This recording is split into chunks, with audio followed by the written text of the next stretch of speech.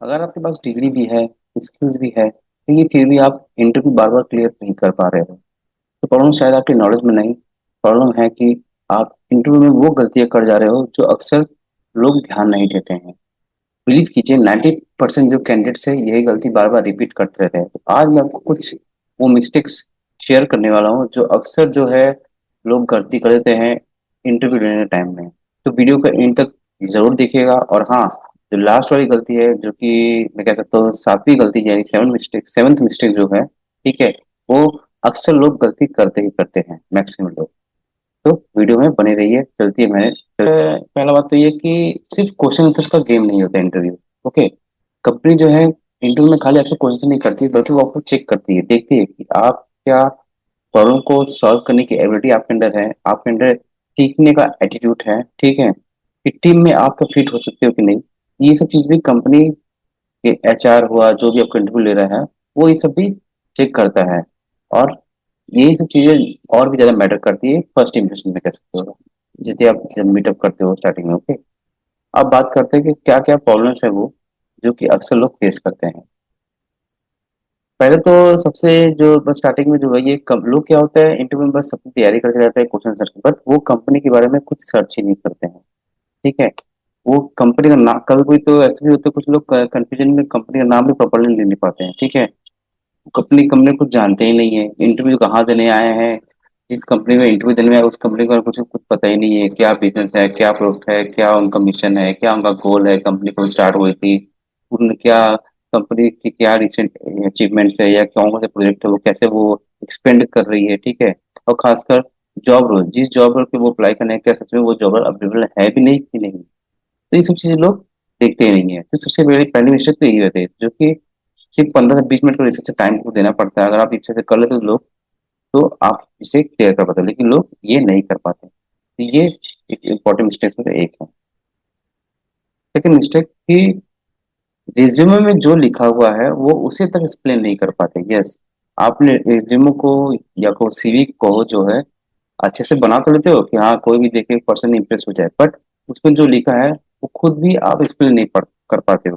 खुद भी कंपनी के सामने आप नहीं रख पाते हो कि क्या लिखा हुआ है, जो उसमें बताया हुआ है क्या सच में हुआ है, क्या आपके रिज्यूमे में कोई रियल एग्जांपल जो शेयर किया हुआ है वो उस तरह कुछ है, क्या आपने जो क्लियरली पॉइंट एक्सप्लेन किया क्या उसे खुद से एक्सप्लेन कर पा रहे हो नहीं, क्या एग्जांपल जो आप देना चाह रहे हो, ठीक है, वो आप तो खुद प्रूफ कर सकते हो, जो जो एग्जांपल्स या प्रूफ आपने दिए हुए हैं रेज्यूमे में उसके रिगार्डिंग कुछ पर नहीं, तो नहीं कर पाते।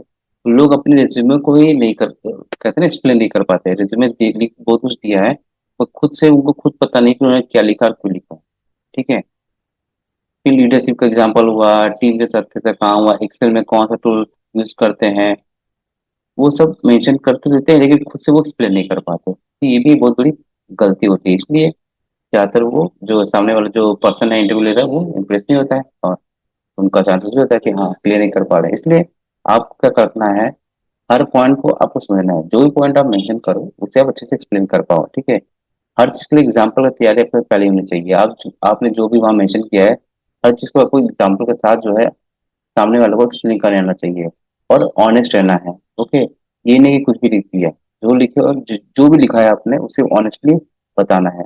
और मॉक इंटरव्यू, सामने कैसे बात करना है, ये सब वो सब चीज़ मैंने पहले से ही फ्रेंड के साथ अपनी तैयारी करके रखो।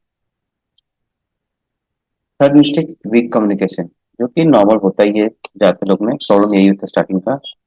वीक कम्युनिकेशन और कॉन्फिडेंस की कमी। बहुत लोग परफेक्ट इंग्लिश बोलने के चक्कर में जो होता है क्लियरली जो अपनी बात को कह ही नहीं पाते हैं। ठीक है, राउंड होने से चिल्लाने लगते हैं बट क्लियरिटी से कुछ बोल नहीं पाते हैं। देखिए, सबसे पहले क्या करना है, अगर आपको चाहिए इंटरव्यू के पहले तो आप खुद से मिरर के सामने प्रैक्टिस करो, क्योंकि नॉर्मल सबको पता ही होता है, मिरर के सामने प्रैक्टिस करो, फ्रेंड के साथ प्रैक्टिस करना हुआ, मॉक इंटरव्यू हुआ, फिर खुद से ही अपनी बातों को रिकॉर्ड करके खुद से सुनना हुआ और खुद से इम्प्रूवमेंट करना।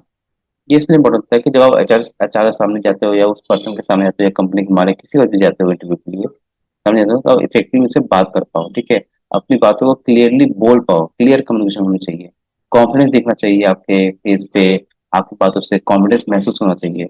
और सबसे अच्छी बात, बेटर कम्युनिकेशन, कम्युनिकेशन क्या होता है, वही आपका बेटर इंप्रेशन होता है, वही आपका बेस्ट चांस होता है सिलेक्ट होने के लिए।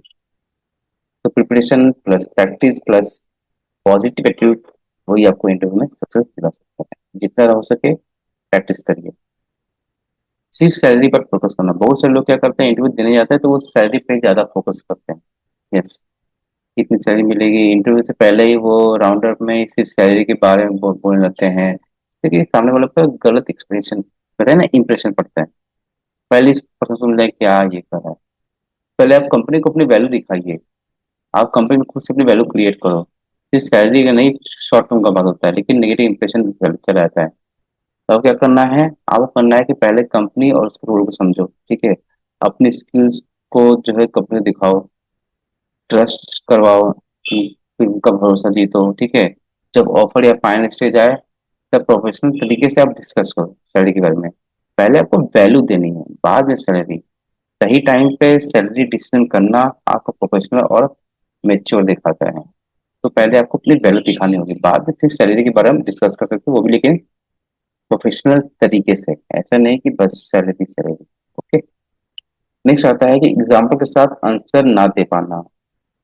मतलब कि कुछ भी ट्रस्ट बनाना पड़ता है, क्लैरिटी देनी पड़ती है लोगों पर। इस पे इसका जो इम्पैक्ट पड़ता है, आप इंटरव्यू में अलग दिखते हो अगर आपके अंदर लीडरशिप क्वालिटी है तो। एचआर को भी याद आ सकता है कभी कभी कि हाँ, इस पर्सन से बात कर रहा है। ठीक है, तीसरे से कॉलेज में सेमिनार टीम लीड है कि आपने किया, कौन सा प्रोजेक्ट किया, क्या कुछ ऐसा आपने किया है प्रोजेक्ट के दौरान, तो वो सब भी आपको सही तरह से बोलने आना चाहिए। सिचुएशन क्या था उसे समझो, फिर क्या टास्क आपने किया उसे बताना है, फिर क्या एक्शन आपने लिया। ठीक है, और क्या रिजल्ट आया, तो वो चीजें भी आपको बताने आनी चाहिए एग्जाम्पल के साथ। क्योंकि ये चीजें कभी कभी पूछ लेते हैं सामने से ही कि अगर आपको सबको ऐसा सिचुएशन आता है आप क्या करते हो, तो उस टाइम आप अगर आपका जो एक्सपीरियंस है रहा है वो अगर शेयर करते हो तो ये बहुत हेल्पफुल होता है। एग्जाम्पल देखना सीखना पड़ेगा, तभी आप इंटरव्यू का मन जीत सकते हो। सबको इंटरव्यू देने में और अच्छे भी होगा। बॉडी लैंग्वेज और आई कांटेक्ट, ये बहुत लोग इग्नोर कर देते हैं। आपके वर्ड से पहले जो है आपकी बॉडी बोलती है, और आपका इंप्रेशन, ये कुछ सेकंड में इंटरव्यू डिसाइड कर लेता है। आप सामने आ रहे हो, झुक कर बैठते हो, बार बार फोन देखते हो, इधर उधर देखते हो, कि ज्यादा हिलना डुलना करता। ठीक है, वो सब नहीं करना है आपको। आपको अपना बॉडी लैंग्वेज ठीक करना है, स्माइल फेस होना चाहिए, स्ट्रेट पोस्चर होना चाहिए, आपका आई कांटेक्ट होना चाहिए। ठीक है, और पॉजिटिव एनर्जी, मतलब कि कोई भी आपसे बात करे तो उसमें पॉजिटिव एनर्जी ट्रांसफर होनी चाहिए इस तरह से। और दूसरी बात जो सबसे इम्पोर्टेंट है, बहुत से लोग अक्सर करते ही करते हैं कि इंटरव्यू जब खत्म हो जाता है तो वो सामने वाले से कुछ क्वेश्चन ही नहीं पूछते हैं, जो कि बहुत गलत होता है। जब आप एचआर आपसे पूछता है कि कोई आपके पास कोई क्वेश्चन है कि नहीं, तो आप नो बोलते हो, तो ये सबसे बड़ी गलती होती है। ये आप आपके आपके पास अपॉर्चुनिटी है, ठीक है, कि आप उसे इम्प्रेस कर पाओ। जैसे कि आप उनसे पूछ सकते हो कि टीम स्ट्रक्चर कैसा रहेगा, आप किस टीम के साथ काम करोगे। ठीक है, इसमें आपको क्या क्या चीजें फायदे होने वाली है, पैरेंटेज में क्या करना होगा, क्या क्या ग्रोथ अपॉर्चुनिटीज है कंपनी में, क्या क्या चैलेंजेस आ सकते हैं या आते हैं, कंपनी का कल्चर कैसा है। ठीक है, तो ये सब चीजें आपको पूछनी चाहिए। कहाँ जहाँ पे आप काम करने वाले हो, तो पहले से ही आपको हर चीज़ थोड़ी सी क्लैरिटी होनी चाहिए। ठीक है, इससे क्या होता है, सामने वाला पर्सन है जिसने आपको इंटरव्यू दिया, उसे लगता है कि हाँ आप सबसे सीरियस हो रिगार्डिंग काम करने के लिए, या आप जो है इंटरेस्ट कहते हैं ना अपने को दिखाते हो कि हाँ पर्सन कुछ कर सकता है, ऐसा कुछ।